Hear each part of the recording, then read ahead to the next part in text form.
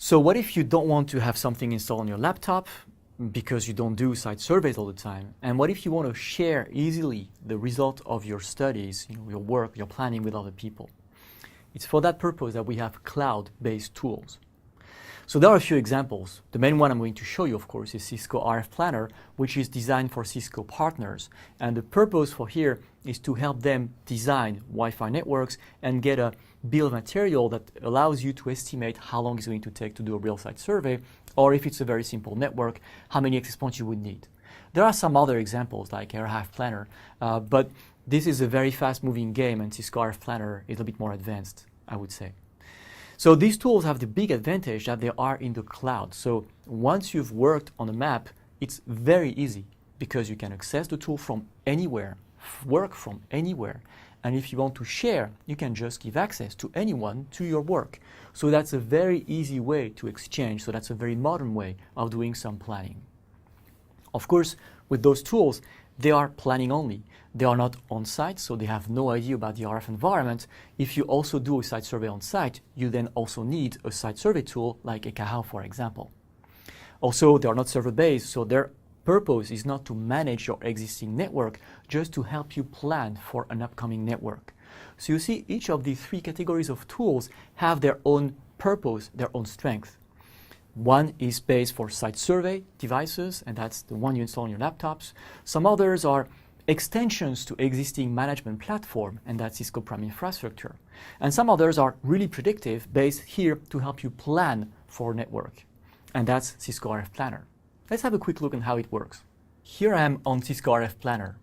You have to be a partner to be able to access this tool. So if you're not, be aware that you may not be able to get access to it. But the idea at CCNA level is that you should be aware of these three types of tools: the one you install locally, the ones you have on server, and the one you have in the cloud. And Cisco, as you can see, is investing in the one that you have in servers and the one that you have in the cloud because they serve different purposes.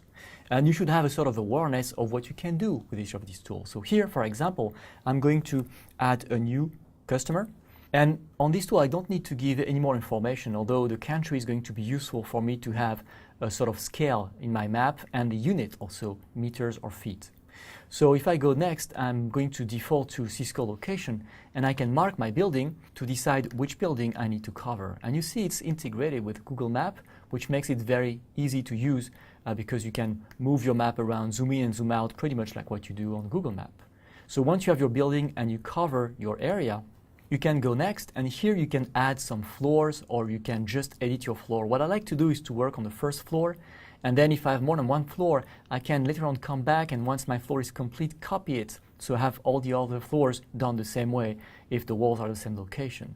So once you have a floor, you can also add a map to that floor.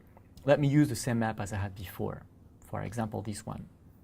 And then if you go next, you can here manipulate your map in many, many ways to refine the location of your coverage area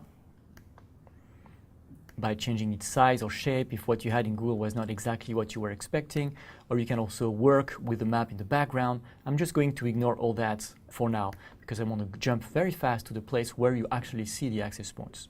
If you work with that tool, you have many options for the walls. You can draw the walls themselves, you can draw specific walls.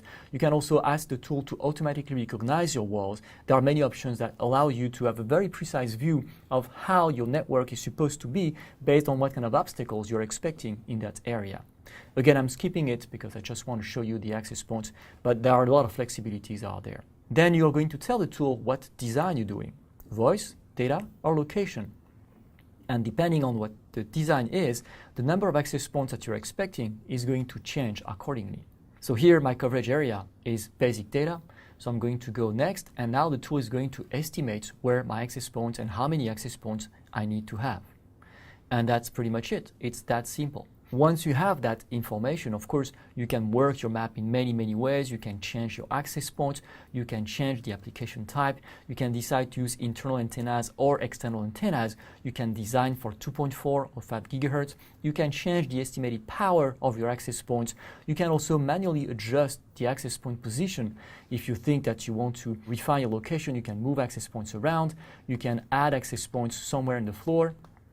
You can also remove access points, and there is this nice slider on the side that allows you to have different views of your coverage based on where you want to stop the view of the RSSI value. So you see there are a lot of flexibility to refine your assumptions and the AP placement.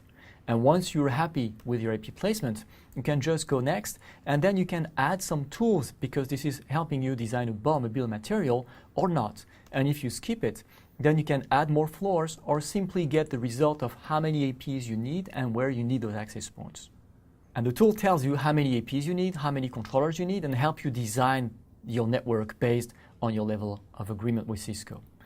This is not the more important part. The more important part for us is that then you can share the project. And if you share the project, someone else can access this project and work on it to maybe change access points, types, location, coverage requirements, or anything else.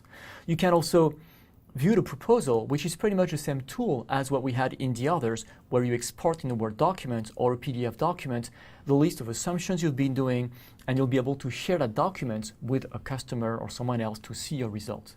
But the big difference with the others is that this is something we had in the others, but what you didn't have is share project.